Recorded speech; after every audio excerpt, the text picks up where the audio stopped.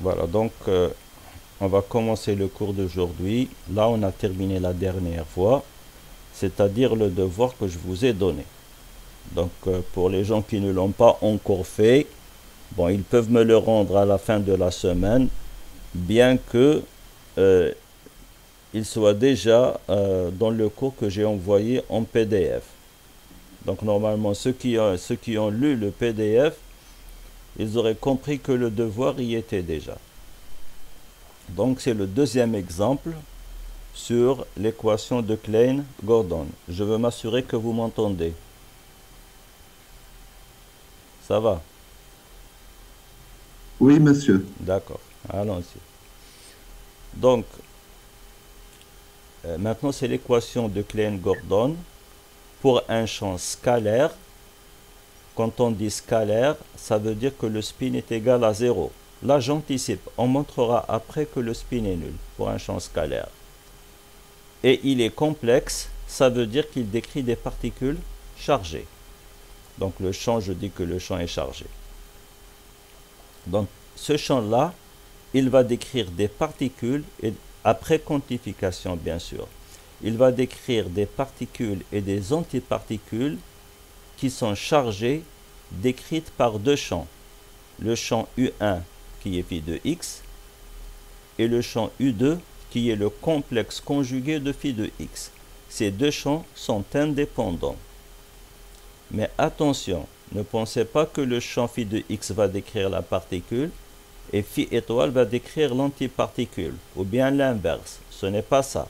Après quantification, on s'apercevra que phi décrit la création de la particule et l'annihilation de l'antiparticule.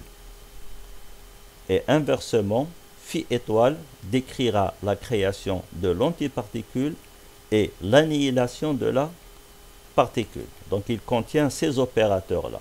Mais pour le moment, c'est juste euh, satisfaire les curiosités des étudiants qui veulent comprendre où est-ce qu'on va aller avec ces calculs-là. Donc, je, je parle de ce qu'on va voir après. Maintenant, pour le champ scalaire complexe, voici la densité lagrangienne. C'est la dérivée par rapport à xk de phi étoile multipliée par la dérivée par rapport à xk de phi et bien sûr la somme sur k. Donc c'est une sorte de produit scalaire des gradients. Moins m carré phi étoile fois phi. Alors remarquez que à chaque fois, j'écris le complexe conjugué à gauche et euh, le champ ordinaire à droite. Pour le cas scalaire, ça n'a pas d'importance, mais dans le cas spinoriel, ça va avoir une importance. Donc, bien sûr, on a dit qu'on a deux champs, U1 de phi, et U1 qui est égal à phi, et U2 qui est égal à phi étoile.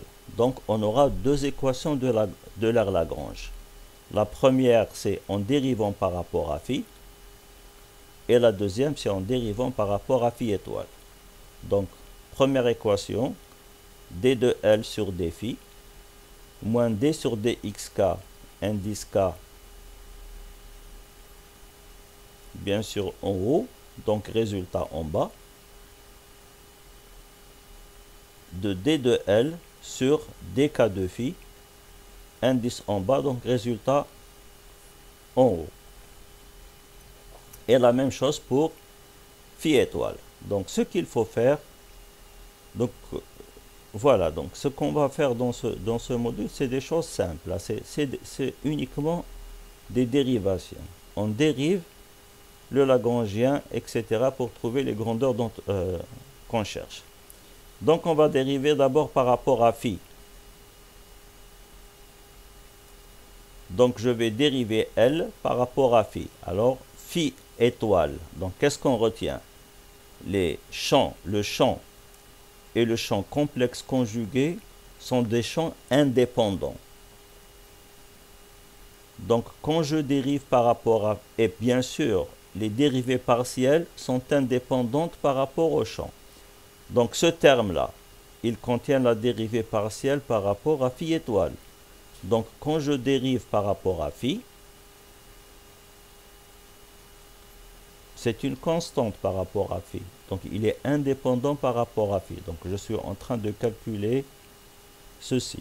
Pardon, dans tous les termes, là, j'ai oublié le L, je ne sais pas pourquoi. Donc, je calcule ça. C'est un calcul simple.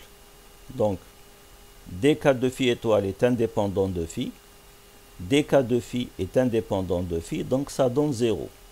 Il me reste ce terme-là, moins m carré phi étoile phi. La dérivée de phi étoile phi, c'est la dérivée par rapport à phi uniquement, parce que phi étoile est indépendant. Et la dérivée de phi par rapport à phi, c'est 1. Donc peut-être que je dois expliciter mieux le calcul ici pour vous, parce que d'habitude je le fais au tableau.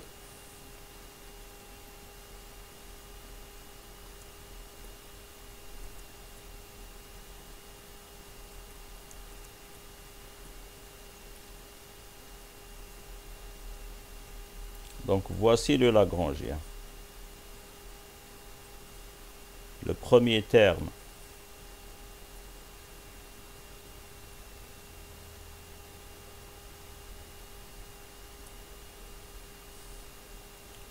donc je dérive ça, je dérive le premier terme, puis je dérive le deuxième terme. J'attends un moment que ça arrive chez vous.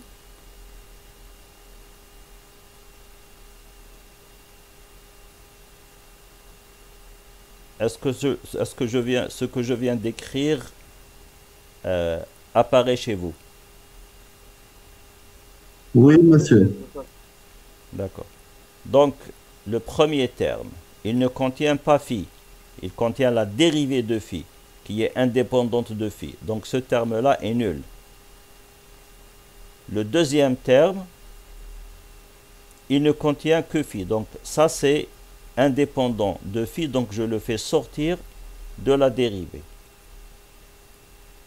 Et donc, je n'ai que d de phi sur d phi qui est égal à 1. Donc, ce qui reste, c'est uniquement moins m2 phi 2. Donc, c'est 0 moins m2 phi étoile. Pour la dérivée, maintenant, j'ai calculé ça. Le ventilateur, il commence à bruiter. Donc, maintenant, je calcule le deuxième terme. Je ne calcule pas tout ça à la fois. Je ne calcule que ce qu'il y a à l'intérieur de la parenthèse. Ici. D de L sur dk de phi. Donc, je mets ici L.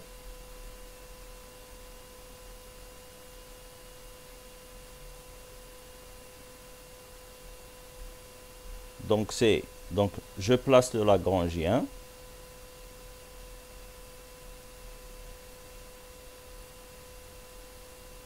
Je le mets à l'intérieur ici.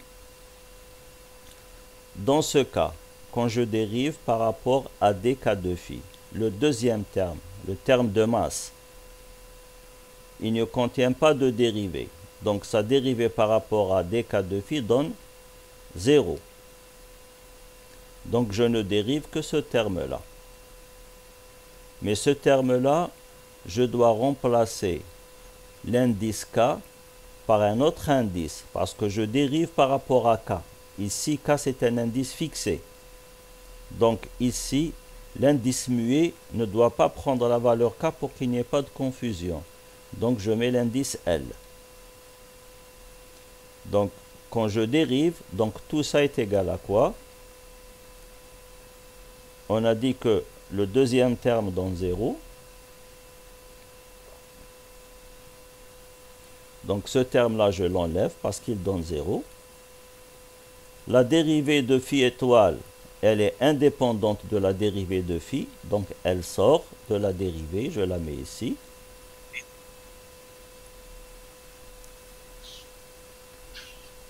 Et il me reste la dérivée de dl de phi par rapport à dk de phi.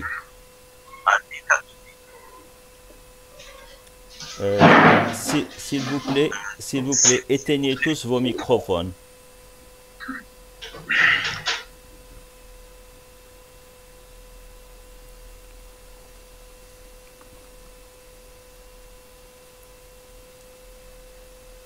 Vous activez vos microphones quand vous voulez parler. S'il vous plaît, éteignez vos microphones.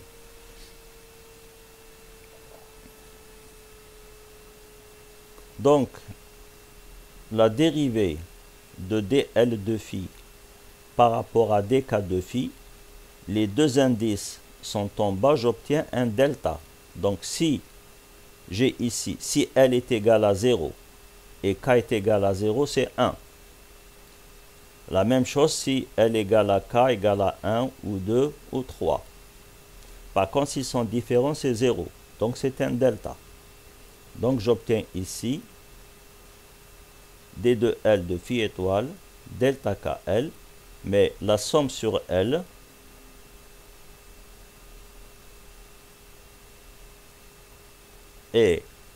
contient des termes tous nuls, sauf le terme pour lequel L est égal à K. Donc, ça devient dk de phi étoile. Excusez-moi. Oui? Pour le terme, pour l'expression de Lagrangien, on avait un dk en bas Oui. et de étoile, un dk en haut. On a fait on a fait monter le premier dé en haut et le dé en bas et les deux signes moins se sont annulés, c'est ça? Je n'ai pas compris votre question. Pardon, je crois que vous êtes en train de voir une différence entre ce qui est écrit dans la définition du Lagrangien et ce que j'ai écrit ici. Oui, oui, C'est ça. oui, mais Juste là. Donc, l'indice a changé, c'est ça. oui, Oui. Qu'est-ce que j'ai fait ici? J'ai fait deux choses. D'abord, l'indice K, je l'ai appelé L parce que c'est un indice muet. Je peux oui, l'appeler comme je veux, pour qu'il n'y ait pas de confusion avec l'indice K qui est en bas ici. Il faut oui, faire attention. Là, c'est quelqu'un qui écrit trois indices K, c'est faux. Maintenant, ce Lagrangien, je peux l'écrire comme ça.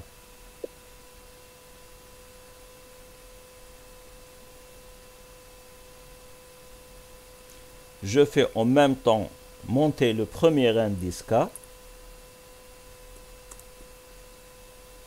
et faire descendre le deuxième indice K. Ça ne change rien.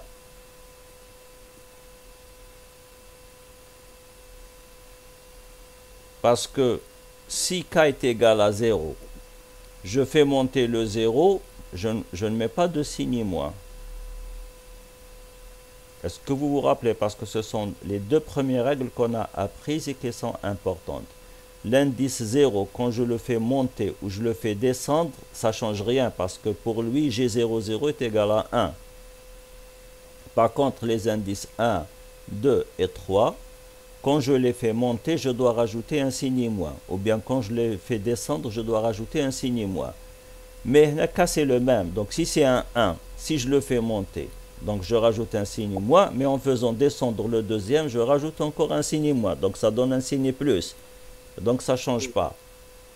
Et comme c'est une sommation aussi, bon, il faut toujours garder un indice en haut et un indice en bas, un indice contravariant et un indice covariant pour respecter la convention de sommation. D'accord? Merci pour la question. Est-ce que ça va? oui, oui, monsieur. Très bien. Voilà, donc je reviens ici. On avait montré que dk de phi étoile est égal à 0. Maintenant, je reviens à l'équation de L'Lagrange. Je remplace chaque terme. On a dit que d de L sur d phi, c'était moins m au carré fois phi étoile. Maintenant, le dxk qui est là,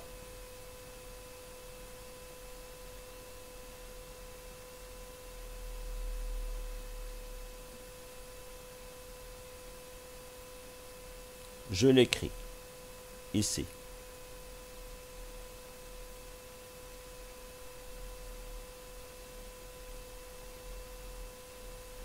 Ce qui est à l'intérieur, d de L sur d de dk de phi, je l'ai calculé, j'ai trouvé dk de phi étoile indice en haut.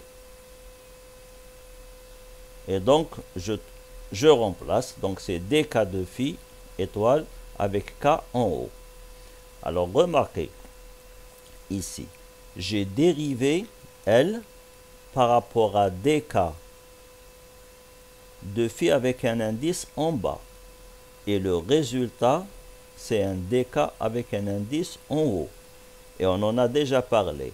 Quand je dérive par rapport à un indice covariant, le résultat est contravariant par rapport à cet indice.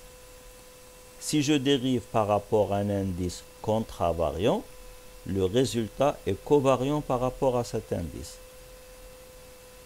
Donc finalement, qu'est-ce que j'obtiens? J'obtiens, donc je multiplie par un signe moins et je permute les deux termes. Donc j'obtiens dk de phi étoile plus m2 de phi étoile. J'aurais dû laisser comme ça. J'aurais dû laisser le signe moins ici et le signe moins ici. Ça aurait été beaucoup plus simple. Voilà. Maintenant, le moins dk, c'est une sorte de Laplacien à 4 dimensions. C'est le d'Alembertien que je représente par un carré. Donc ici, le moins dk, c'est le d'Alembertien et j'obtiens l'équation de Klein-Gordon toujours pour phi étoile. Donc remarquez que la première équation, c'est tout à fait normal. En dérivant par rapport à phi, on trouve l'équation pour phi étoile. Et quand on fait le même calcul pour phi étoile, on trouve l'équation pour phi.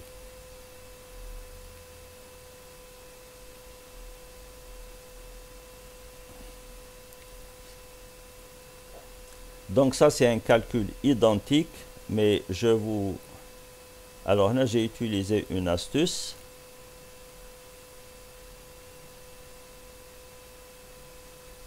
Enfin, pas ici, c'est avant que j'ai utilisé l'astuce. J'avais changé les indices L, j'ai fait monter un et descendre l'autre pour avoir un delta. Mais j'aurais pu laisser tel quel et avoir un G, et le résultat aurait été le même. Donc ici, la même chose.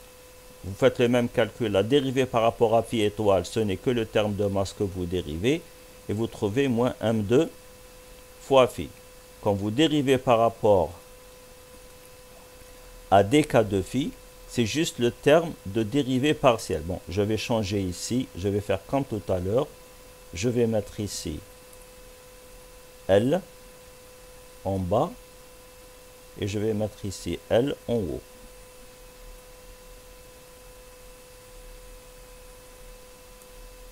C'est juste pour vous apprendre. Hein. Ce que j'avais écrit auparavant, c'était un peu mieux. Donc ici, dans ce terme-là, qu'est-ce que je vais avoir? dl est indépendant de dk de phi star. Donc je peux le faire sortir de la dérivée.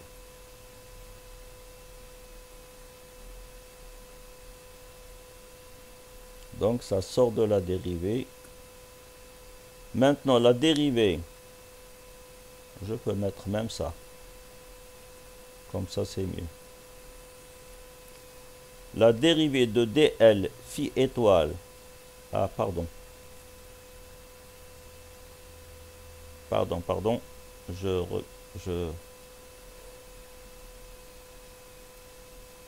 Je n'ai pas bien vu les indices. Alors, comme ça, c'est mieux. Donc là, il y a une erreur. Donc, vous corrigez dans le PDF que je vous ai donné.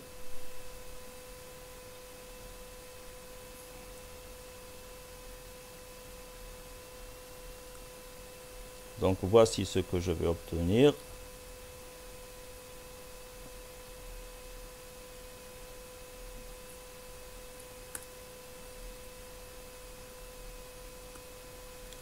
La dérivée de L, phi étoile, par rapport à dk de phi. Alors, vous voyez que l'indice L, il est en haut, et l'indice K, par rapport auquel on dérive, il est en bas. Donc, le résultat, les deux indices seront en haut. Donc ce que je vais obtenir ici, ce n'est pas un delta, c'est GKL.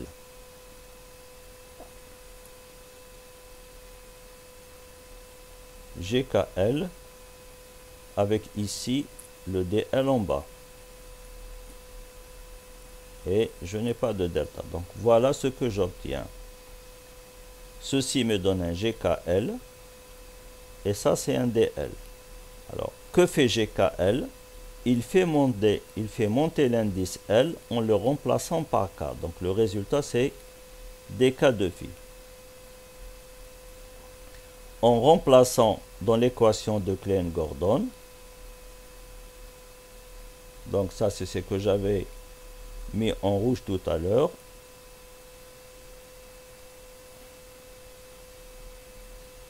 et j'obtiens l'équation de Klein-Gordon pour phi. Jusqu'à présent, on est en train d'étudier les champs libres qui ne sont pas en interaction. Donc, pratiquement pour chaque champ, on va trouver l'équation de Klein-Gordon. Parce qu'elle décrit des particules libres. Si vous vous rappelez bien ce qu'on a fait la dernière fois, je vais remonter, excusez-moi.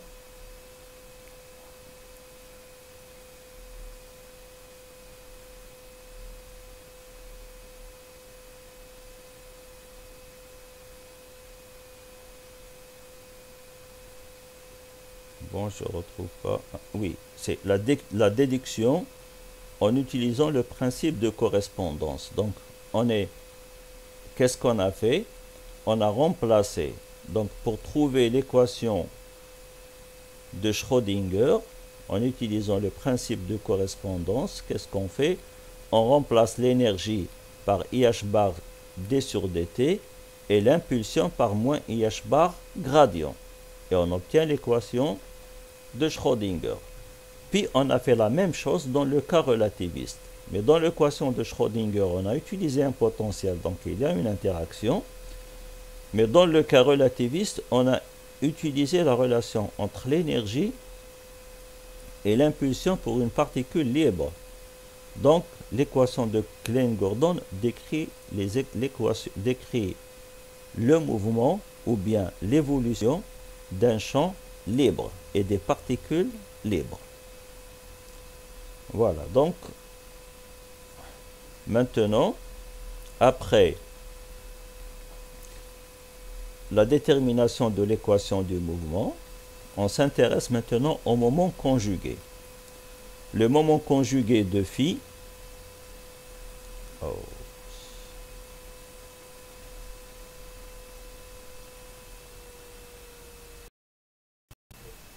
oui, d'accord, donc je reprends l'enregistrement. Donc, voilà, on avait trouvé l'équation de Klein-Gordon pour le champ phi. Maintenant, on passe à autre chose. Les densités de moments conjugués, ou tout simplement moments conjugués. Là, il faudra que vous révisiez, que vous revoyez les définitions. Le champ, pardon, on avait dit que chaque champ UI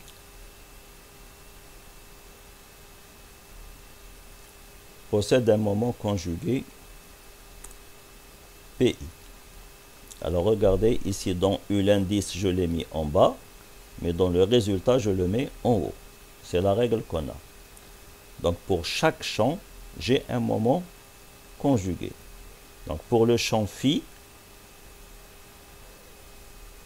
quand je dérive le Lagrangien par rapport à D0 de phi, j'obtiens le champ pi correspondant. Mais ce calcul-là, on l'a déjà fait. On a calculé D de L sur dk de phi.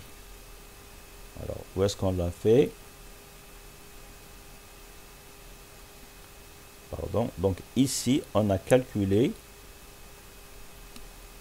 dl sur dk de phi. Et on a trouvé que c'était dk de phi étoile. Donc, je n'ai qu'à mettre 0 au lieu de k. Et j'ai la même chose ici. pour dk, allez, on continue comme ça. Donc, pi de x dl sur d0 de phi, j'obtiens le résultat, je recopie le résultat avec 0 au lieu de k. Donc, c'est d0 de phi étoile. Pour pi étoile, donc le moment conjugué de d0 de phi étoile, pardon, le moment conjugué de phi étoile, donc qui est d de l sur d0 de phi étoile, je prends ce que j'ai fait ici,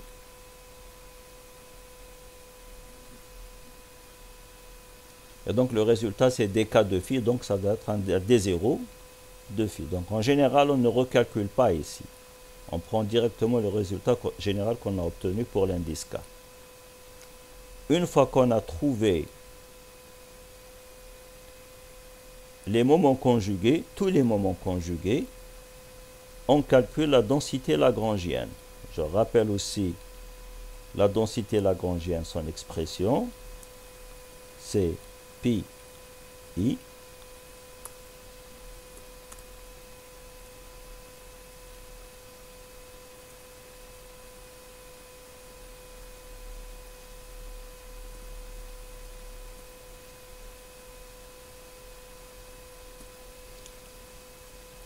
donc voici la densité lagrangienne. H, c'est PI D0 de UI moins L. Donc nous avons une sommation ici sur tous les champs et leurs moments conjugués. Donc ici, qu'est-ce qu'on va avoir? Donc c'est pi fois D0 de phi plus pi étoile fois D0 de phi étoile. Il faut faire attention, prendre le moment conjugué avec la dérivée du champ correspondant. Moins L. Et on peut maintenant expliciter les choses. Donc, pi c'est d0 de phi étoile fois d0 de phi plus pi étoile c'est d0 de phi fois d0 de phi étoile moins la densité lagrangienne dk de phi étoile dk de phi moins m de phi étoile fois phi. On développe la somme dk phi étoile dk de phi. Donc c'est d0 phi étoile, d0 de phi, plus d alpha phi étoile, d alpha de phi. Après, qu'est-ce que je fais? Je fais descendre le deuxième alpha qui est là. Ça devient moins d alpha. Donc je mets un signe moins ici. Et j'obtiens d alpha phi étoile en bas, comme tout à l'heure, et d alpha ici en bas, mais j'ai mis un signe moins. Ici, j'ai perdu la convention de sommation d'Einstein, parce que dans la convention de sommation d'Einstein, un indice doit être en bas et un indice doit être en haut. Donc, pour rappeler que c'est une somme, je dois l'écrire maintenant. Je dois mettre l'indice, le symbole de la sommation. Monsieur, Oui. monsieur, excusez-moi, il y a des camarades qui demandent si le cours est enregistré parce qu'ils n'arrivent pas à accéder. Je suis en train d'enregistrer, mais je ne garantis rien. D'accord. Il y en a beaucoup qui n'arrivent pas Pour l'instant, j'en ai deux. Attends, Pour l'instant, il y en a deux, monsieur. Il y en a deux. Ah, d'accord. Donc, je vais voir je vais d'abord voir quel est le nombre de participants ici. Bon, on a 8 participants. Il y a 8 étudiants sur les 15. Donc, ça fait presque la moitié. Ça n'est pas beaucoup. J'espère que l'enregistrement marchera bien. Je suis effectivement en train d'enregistrer. Au pire de cas, je referai un autre cours. J'enregistrerai moi-même sans Internet et je déposerai. Voilà, donc, est-ce que ça va jusque-là pour l'hamiltonien? La densité hamiltonienne?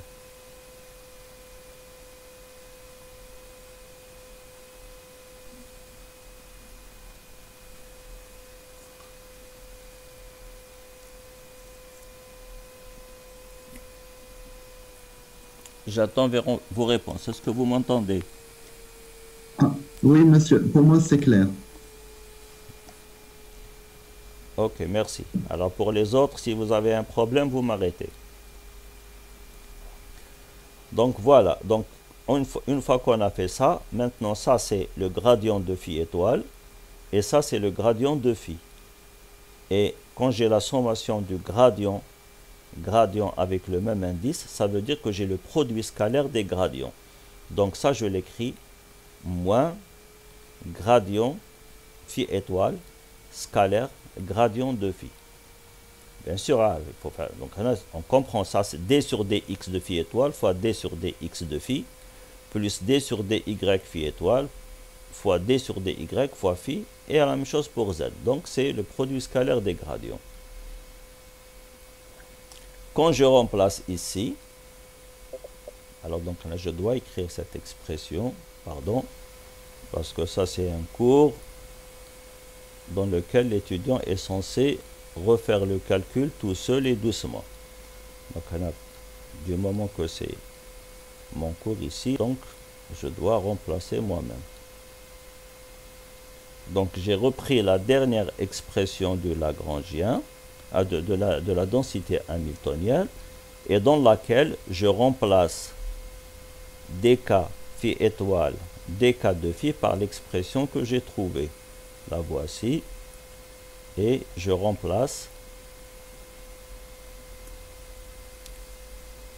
dk phi étoile dk de phi. Alors vous voyez ici que vous avez un indice moins, il devient un signe moins, pardon, il devient un plus, et là aussi ça devient un plus. Par contre le d0 phi étoile d0 phi, ici il va s'annuler avec celui-ci. Alors là je n'ai pas respecté la règle que j'ai adoptée. Normalement j'aurais dû mettre ici le d0. Donc dorénavant je corrige le étoile en premier. Donc ici là j'aurais dû mettre d0 phi étoile ici en premier, parce que le pi étoile c'est un d0 de phi. Là aussi, excusez-moi pour ce désagrément. Voilà. Donc l'un des termes va s'annuler avec celui-ci et il ne restera qu'un seul terme. Donc j'aurai d0 phi étoile d0 de phi plus gradient de phi étoile scalaire gradient de phi plus m2 phi étoile. Donc c'est la somme de quantités positives. Alors on sépare les termes. Donc ça, dans une énergie, ça c'est l'énergie de masse, c'est l'énergie de repos. Le terme m au carré fois c4, donc c'est l'énergie au repos.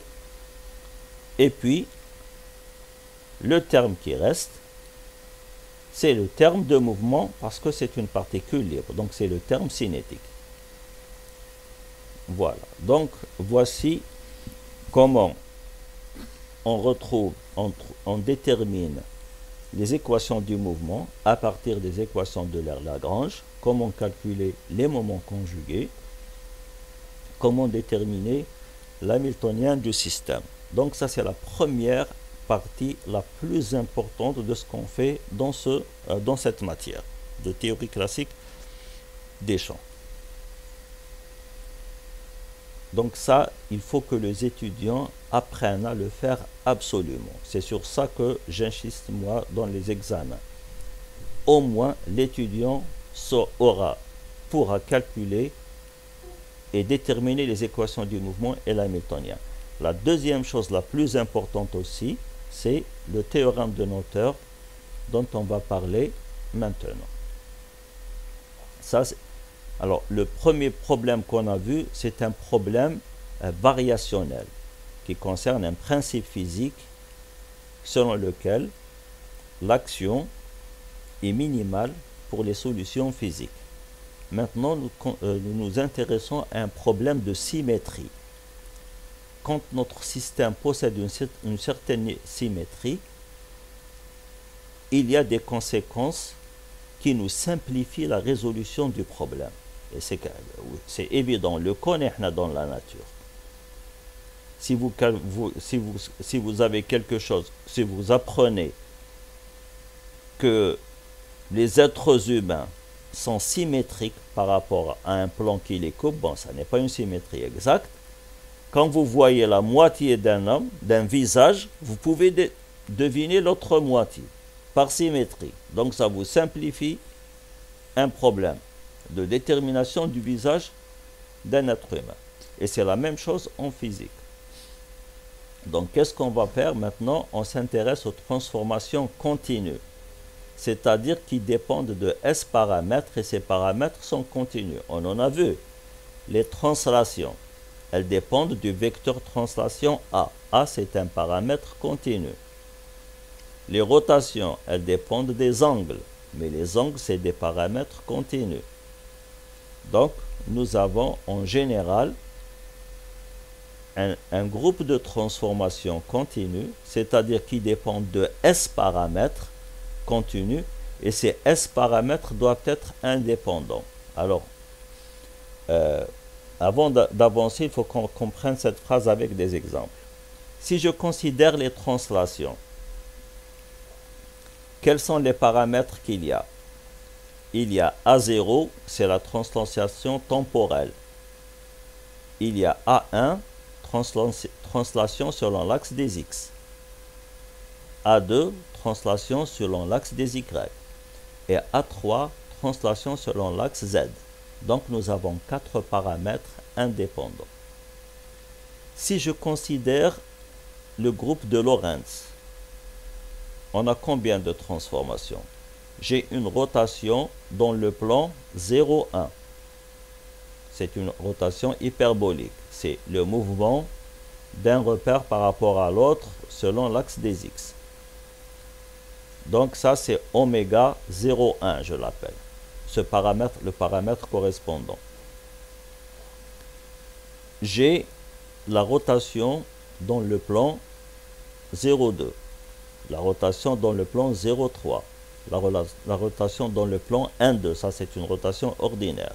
La rotation dans le plan 2, 3 et la rotation dans le plan 3, 1. Donc j'ai 6 paramètres indépendants. Maintenant, si vous comptez les paramètres oméga, vous allez en trouver 12. Oméga 0,1 et oméga 1,0. Oméga 1,2 et oméga 2,1. Mais oméga 0,1 n'est pas indépendant de oméga 1,0. Parce que l'un est égal moins l'autre. Donc, on ne considère dans des transformations que les paramètres indépendants, oméga n. L'indice n que vous voyez ici, ce n'est pas un seul indice. Il peut représenter 2 indices. Ça, c'est très général. Donc, n, il prend les valeurs 1 jusqu'à s. Sous sa forme infinitésimale, cette transformation, elle transforme les coordonnées et les fonctions du champ selon. Alors voilà. Donc, on va écrire les transformations infinitésimales. Delta xk égale x'k moins xk égale grand X fois delta oméga. Cette expression, elle est mnémotechnique, c'est-à-dire qu'elle vous rappelle facilement, donc on s'en rappelle facilement. La variation de petit x, c'est une grandeur que je ne connais pas pour le moment, grand X, fois le paramètre de transformation infinitésimale. Maintenant, je ne considère que la composante K, donc grand X possède la composante K. Et je dois faire la sommation sur tous les paramètres de transformation. Donc je dois faire la sommation sur n. Pour le champ, c'est la même chose.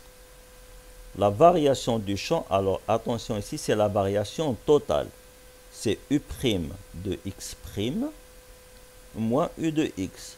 C'est une grandeur psi que je ne connais pas, multipliée par le paramètre delta oméga. Je prends la composante i du champ Donc je dois prendre ici la composante I de la quantité que je cherche, que je ne connais pas pour le moment. Et je dois faire la sommation sur tous les paramètres. Donc petit x se transforme avec grand X et le champ, la fonction d'onde, se transforme avec grand psi, comme les fonctions d'onde. Donc on doit s'en rappeler facilement. Mais avec le temps, vous allez voir que c'est la chose que vous allez retenir le plus. Maintenant, si cette transformation, elle laisse invariante l'action, bon, annule la variation de l'action, c'est évident.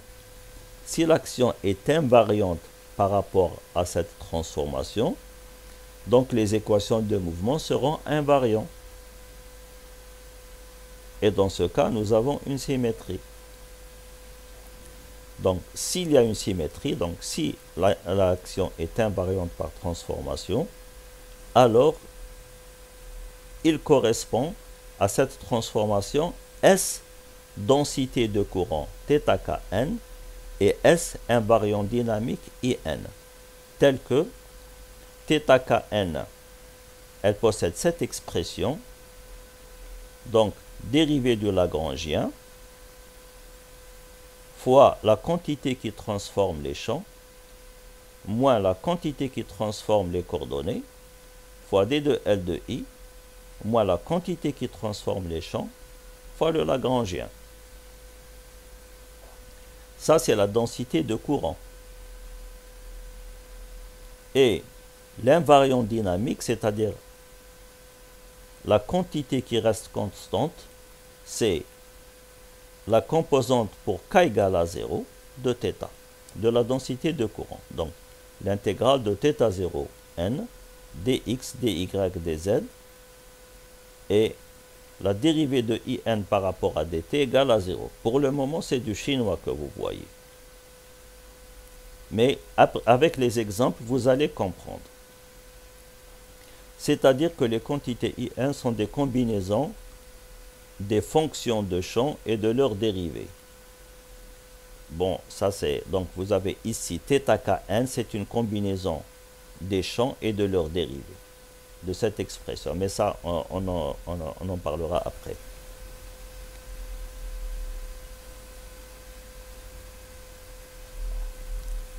Bien sûr, la conservation de I est une conséquence de la relation de continuité. Dans la démonstration de ce théorème, on trouve que la divergence quadridimensionnelle de θk est égale à 0. Ou bien, quand on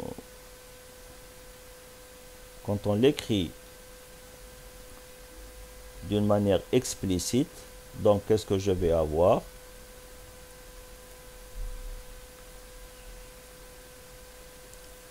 Je vais avoir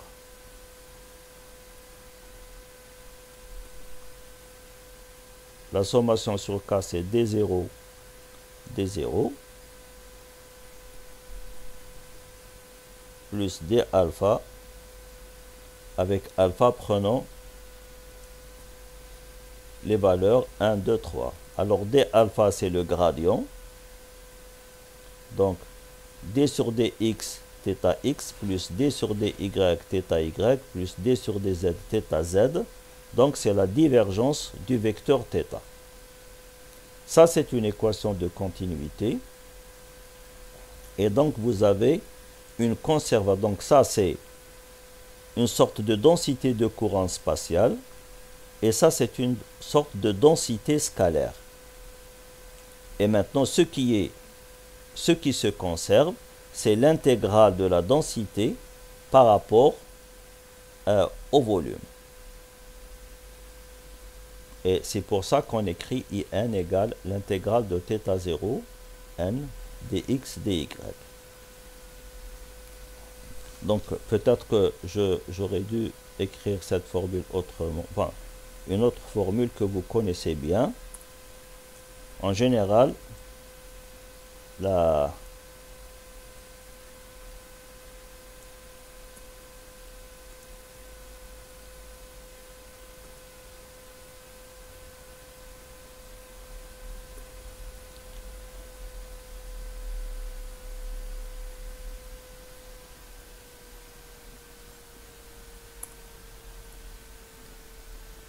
l'équation de continuité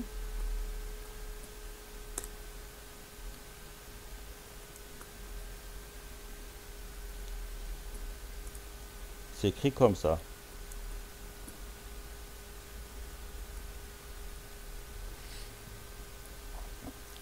Et ce qui est conservé, c'est ce qu'on appelle la charge.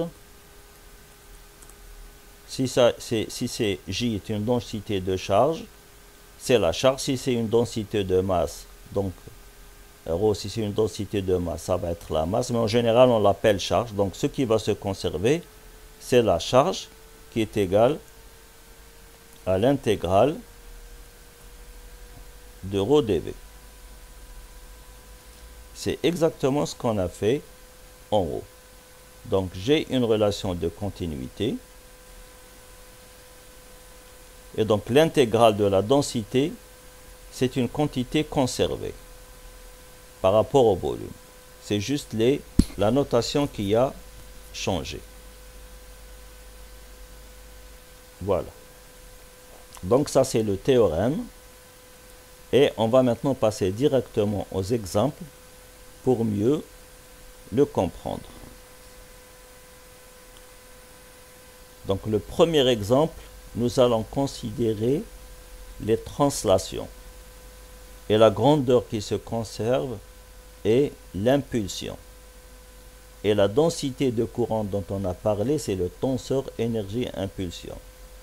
Donc on va considérer d'abord le groupe des translations spatio-temporelles. Les paramètres oméga n, c'est les AK.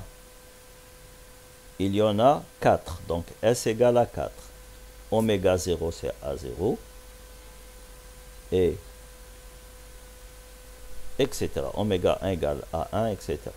Peut-être que je dois vous rappeler la transformation de Poincaré.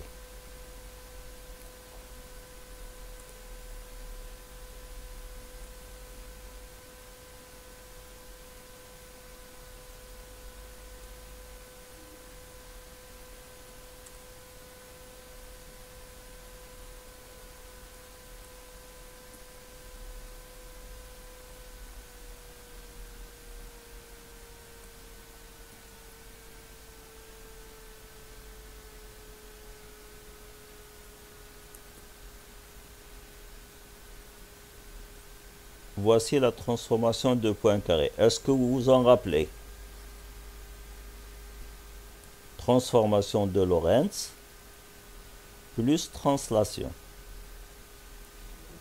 Maintenant, si je n'ai que la translation, la transformation de Lorentz, c'est l'identité. L'identité, ces éléments de matrice sont des deltas. Et donc, j'obtiens xk plus ak. Et normalement, c'est évident. Ce n'est pas la peine que je passe par la transformation de Lorentz. Pour la translation, je transforme x en x' avec chaque composante de x', c'est la même composante de x plus la même composante du vecteur translation. Donc le vecteur translation correspond aux paramètres de ma transformation. C'est pour ça que j'ai écrit oméga n égale à k et s égale 4. Voilà, donc j'ai fait ça puisque c'est écrit en bas. Maintenant, si je calcule delta x, une petite transformation infinitésimale, c'est x'k moins xk avec a très petit que je note delta ak. Donc ça c'est x'k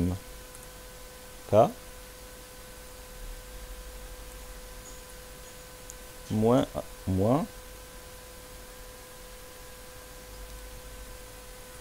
xk.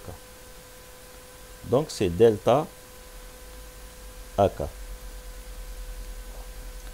Maintenant le delta ak, je peux l'écrire comme étant, alors delta KL, ça c'est Kronecker, et le deuxième delta, c'est pour dire que la transformation est infinitésimale. Il ne faut pas confondre les deux deltas. Donc elle est de la forme, ou bien j'aurais mieux fait d'écrire ici n, et là n.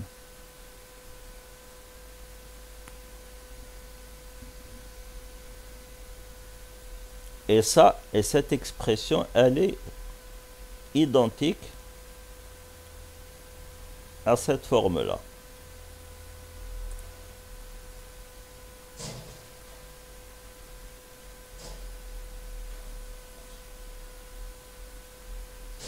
Que j'ai dans le théorème de Noether. Voici l'expression. Delta xk qui est égal à x'k moins xk, c'est xkn delta oméga n. Je dois avoir la sommation sur tous les paramètres. C'est pour ça que j'ai changé ici en bas. Oh, je suis allé trop vite, pardon.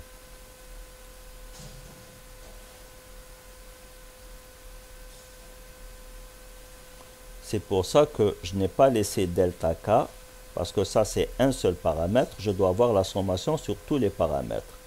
Donc j'ai une relation analogue à xkn delta à n. Et par identification, maintenant j'ai xkn qui est égal à delta kn. Là, je n'ai pas besoin de la parenthèse. La parenthèse, c'est juste, on la met juste pour rappeler que c'est un ensemble d'indices et non pas un seul indice. Pour les translations, je n'ai qu'un seul indice, donc ça ne pose pas de problème. Voilà. Et pour tous les types de champs, donc on a déterminé grand X dans le cas des translations. On doit encore déterminer grand psi. C'est les seules choses à déterminer pour trouver les grandeurs θ k0, etc. et i. Et donc pour tous les types de champs, on a grand psi qui est égal à 0. Pour les translations ne changent pas les champs. Pour le champ scalaire, c'est évident. Le champ scalaire est invariant. Par contre, pour le champ vectoriel, on avait trouvé que A'X', qui est égal à d de x sur dx', et d'après cette expression, c'est un delta, la dérivée donne un delta, et donc je trouve AI de x. Donc il est invariant. Par tous les champs, le champ vectoriel est invariant par translation. Donc delta AI est égal à 0. Et si delta AI est égal à 0, donc grand psi, c'est 0. On le montre de la même manière pour le champ tensoriel, qui se transforme par delta x sur delta x' fois delta x sur delta x', etc. Et on n'obtient que des deltas, que des Kronecker. Donc on trouve que le champ tensoriel aussi est invariant. On l'accepte aussi pour le champ spinoriel. Ça, on le montrera dans le cas quand on étudiera le champ spinoriel à part. Le champ spinoriel, c'est le champ qui décrit des particules de spin 1,5.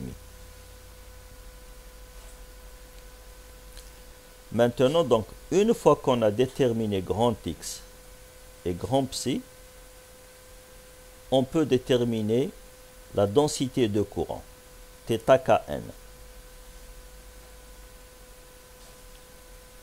Donc là, je dois faire le calcul, ça c'est trop rapide. Voici la formule générale de θkn.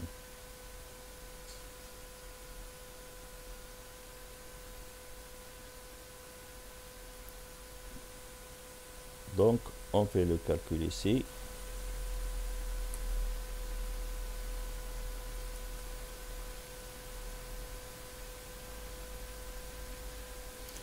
Je n'ai pas besoin des parenthèses parce que j'ai un seul indice.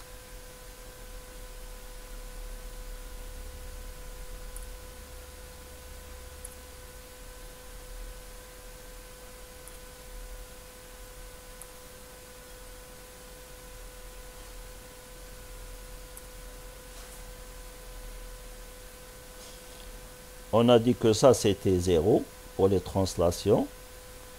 Et le grand X c'est un delta.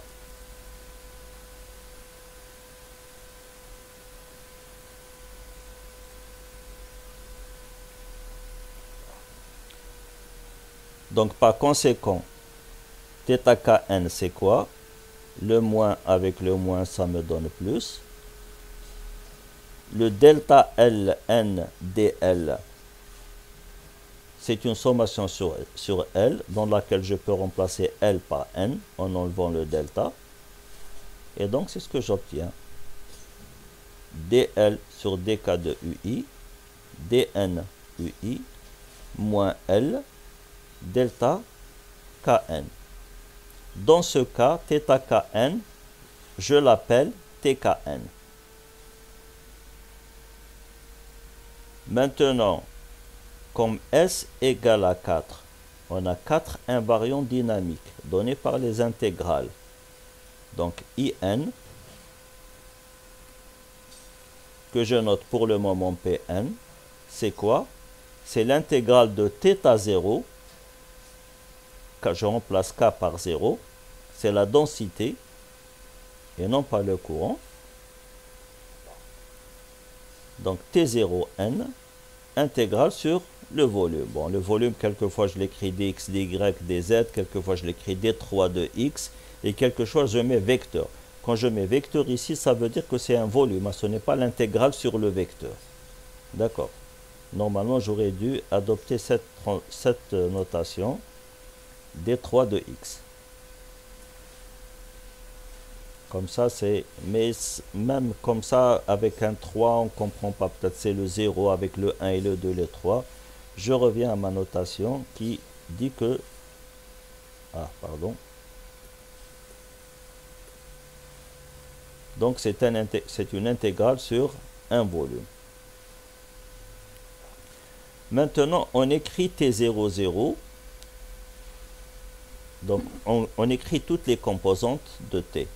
Donc, d'abord, pour n égale à 0, j'ai T00. T00, si je remplace ici, qu'est-ce que je vais avoir? Donc, dl sur d. K, il est égal à 0, donc d0 de ui. Multiplié par dn de ui avec n égale à 0, c'est d0 de ui.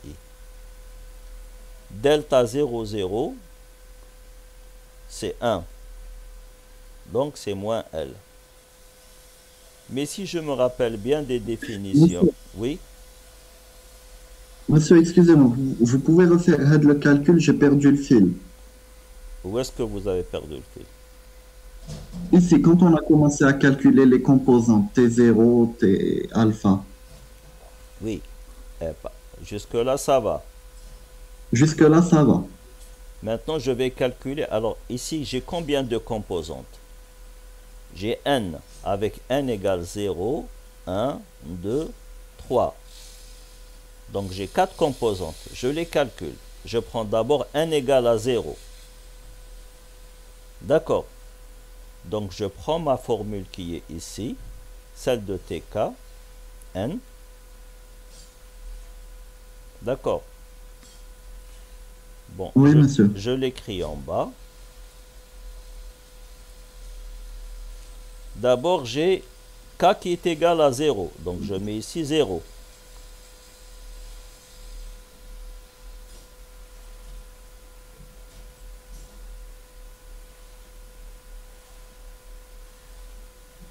D'accord.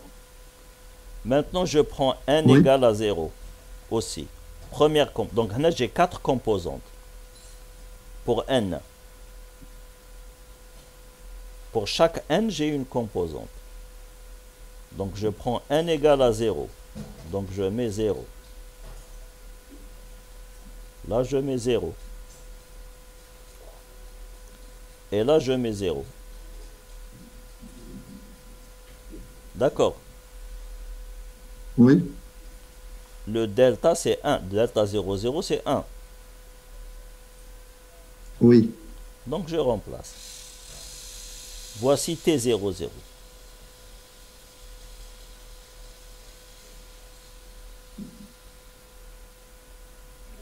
Est-ce que c'est bon?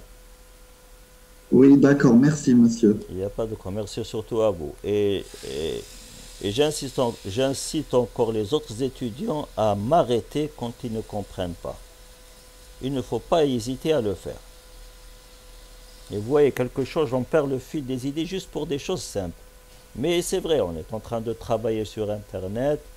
Je ne suis pas en train d'écrire sur un tableau. Quelquefois, on perd des choses. Voilà, maintenant, dans cette formule, la dérivée de la densité par rapport à la dérivée par rapport au temps du champ, ça vous donne quoi? Ça vous donne le moment conjugué. Je l'ai écrit tout à l'heure. Donc ça, c'est pi, indice i en haut. Là, c'est une erreur. Donc, vous corrigez aussi sur le PDF. PI indice en haut. Donc, j'obtiens finalement T0, c'est quoi? C'est PI, D0 de UI, moins L. Mais ça, c'est l'hamiltonien. C'est la densité hamiltonienne. Donc, T00, c'est la densité hamiltonienne du champ. Donc, vous voyez que à partir de la symétrie, on a retrouvé la densité hamiltonienne. Est-ce que ça va jusque-là? Pour moi, oui, monsieur. Et pour les autres? Est-ce que ça va?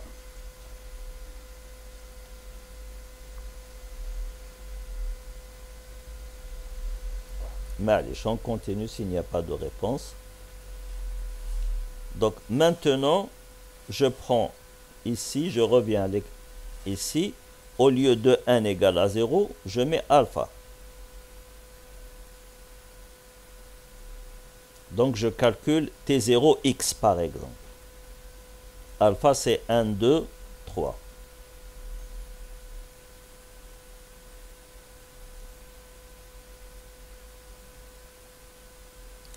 Maintenant, le delta 0 alpha est égal à quoi?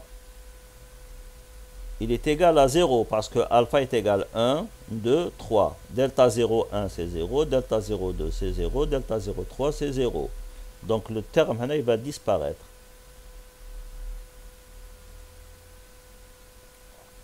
Donc ce que je vais trouver ici, c'est ça. Donc uniquement le premier terme. Toujours dl sur d0i, c'est le moment conjugué avec un 10 en haut, bien sûr. Fois d0i. Ici, l'interprétation ici, je n'ai pas trouvé quelque chose. Excusez-moi, c'est mon niveau de connaissance en théorie des champs. Peut-être qu'il me fait défaut. Donc, je n'ai pas trouvé d'interprétation claire. Et je me suis basé donc sur la première interprétation.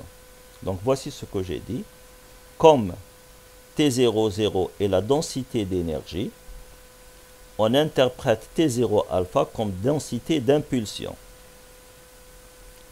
Et TKN est le tenseur d'énergie impulsion.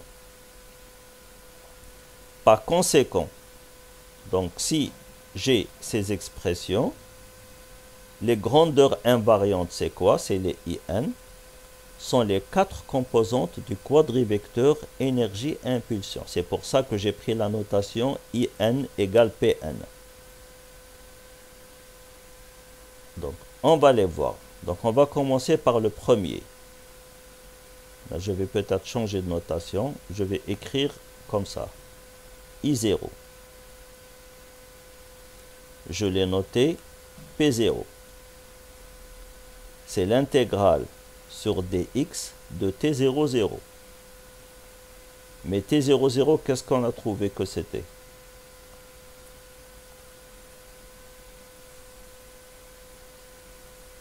On a trouvé que T00 était la densité hamiltonienne, H. Donc ça, c'est la densité hamiltonienne, H. Mais l'intégrale de la densité hamiltonienne sur le volume, qu'est-ce qu'elle vous donne? Elle vous donne l'hamiltonien. L'intégrale d'une densité sur le volume, ça vous donne la grandeur que vous êtes en train d'utiliser. Donc ça, c'est l'énergie. Donc la grandeur qui est conservée, c'est quoi? C'est l'énergie. C'est la première. On a les grandeurs, on en a 4. Parce que nous avons 4 paramètres. A0, A1, donc translation temporelle, translation sur l'axe des X, translation sur l'axe des Y, translation sur l'axe Z. La translation temporelle me donne une grandeur qui se conserve, c'est l'énergie. La translation suivant X,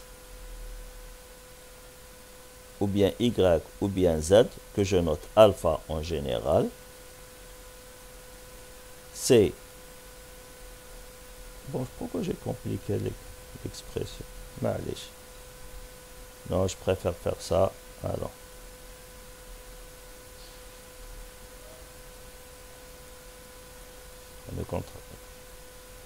C'est juste une complication de signes pour rien.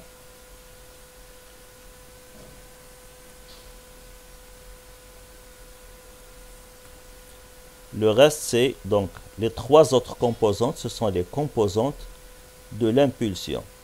Donc c'est l'intégrale sur dx de t0 alpha.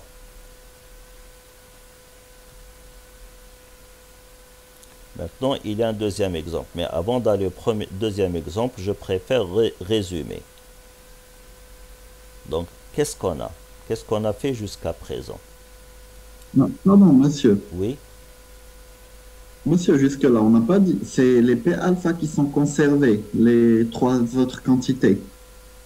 Oui, c'est les P alpha. Mais, monsieur, ça veut dire que l'impulsion dans chacune des directions, elle est conservée. Oui. Eh bien, monsieur, donc en gros, il ne se passe rien pour la particule. On a l'énergie qui est conservée et chacune des composantes de l'impulsion est conservée.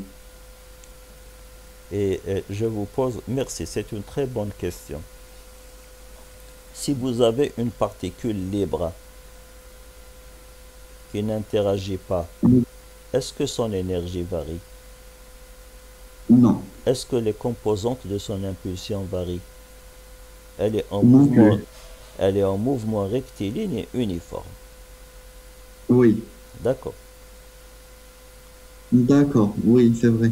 Donc, qu'est-ce qu'on est en train de trouver? On est en train de montrer que le principe d'inertie est une conséquence de l'homogénéité de l'espace et du temps. Voici ce qu'on est en train de faire. Parce que, qu'est-ce qu'on a fait? Donc, je vais recommencer en résumant depuis le début. On a dit que l'action est invariante par translation. C'est une symétrie. Donc, si j'ai une invariance par translation temporelle, j'ai une conservation de l'énergie. Si j'ai une invariance par translation spatiale, je trouve que l'impulsion est conservée. Voici ce qu'on doit retenir. Et ça, c'est général, hein, parce que quand on fait ça en théorie des champs classiques, ça veut dire que c'est valable partout, même en physique du solide. Plein de choses, vous pouvez les décrire avec des champs. Pratiquement tout se décrit par des champs, parce que je vous ai dit au début qu'un champ, c'est quoi? C'est une grandeur physique qui dépend de l'espace et du temps. On aurait pu prendre la symétrie de Galilée et refaire le travail ici. On aurait trouvé la même chose. Donc remarquez que ce théorème est très important. Il est dû à une des premières femmes qui a fait l'université à l'époque, en 1918. Donc voilà, je reviens au théorème, ici. Donc, il vous dit que si vous avez une invariance par rapport à S paramètres, vous avez S quantités qui se conservent, les IN. Et leur densité de courant, c'est les θKn. Et quand vous intégrez θ0, vous obtenez la grandeur qui se conserve. Pour les translations, on a trouvé 4 composantes. Parce qu'il y a 4 paramètres dans les translations. I0 qui est l'énergie, I1 qui est Px, I2 qui est Py et I3 qui est Pz. C'est l'énergie totale du champ, l'impulsion totale du champ sur les trois directions. Et quand est-ce qu'on a une invariance par translation? Qu'est-ce qui donne comme conséquence cette invariance? Quelle est la propriété physique qui nous donne l'invariance par translation? C'est l'homogénéité de l'espace et du temps. Je rappelle, c'est quoi l'homogénéité? L'homogénéité, بالعربية التجانس. C'est ça. Ça veut dire que tous les points sont indiscernables. Quand j'ai un espace où tous les points sont indiscernables, si je prends l'origine en un point ou en un autre point, c'est la même chose. Donc je dois trouver les mêmes équations. Donc j'ai une invariance par translation. Et quand j'ai une invariance par translation, j'ai la conservation de l'énergie et de la quantité de mouvement. Maintenant, supposons que vous avez un potentiel. Donc j'ai oublié que je peux écrire et dessiner.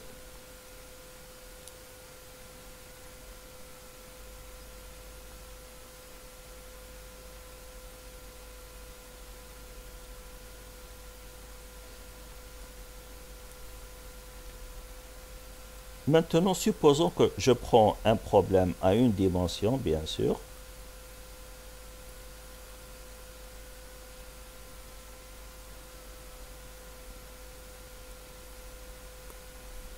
Supposons que j'ai quelque chose comme ça. Ça, c'est X.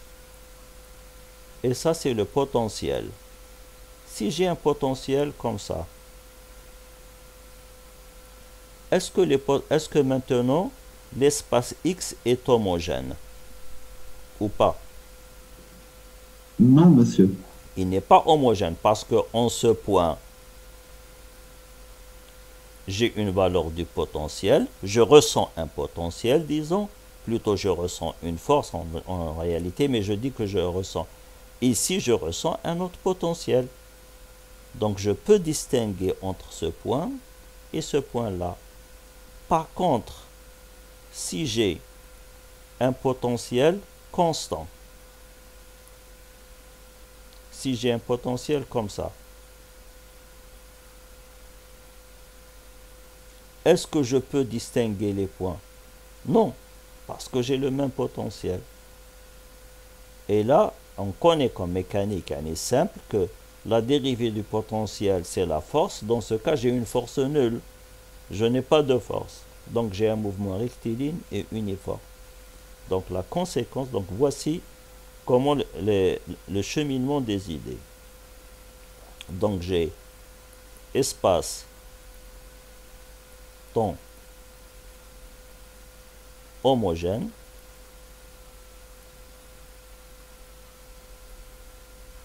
Ça implique invariance par translation.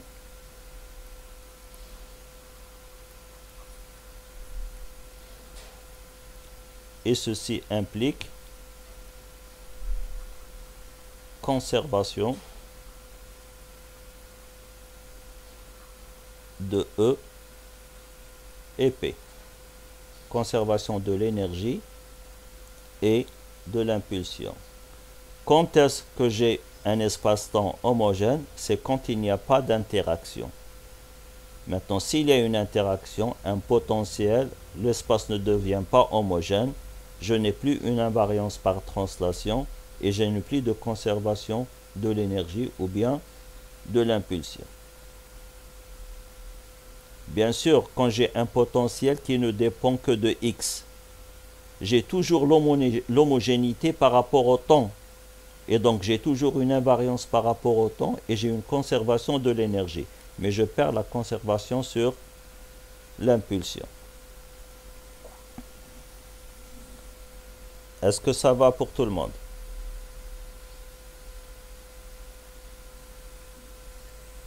Ou bien C'est bon pour moi, monsieur.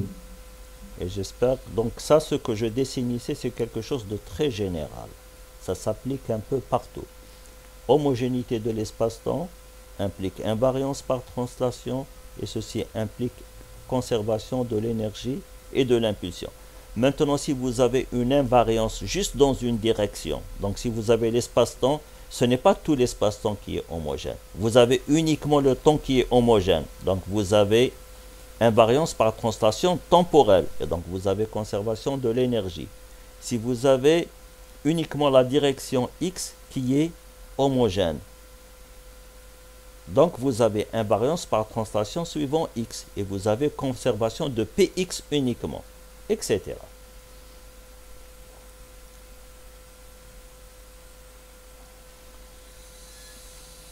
Bon, je pense que aujourd'hui je vais m'arrêter là et maintenant je vais arrêter l'enregistrement et je vais commencer une réunion du comité pédagogique.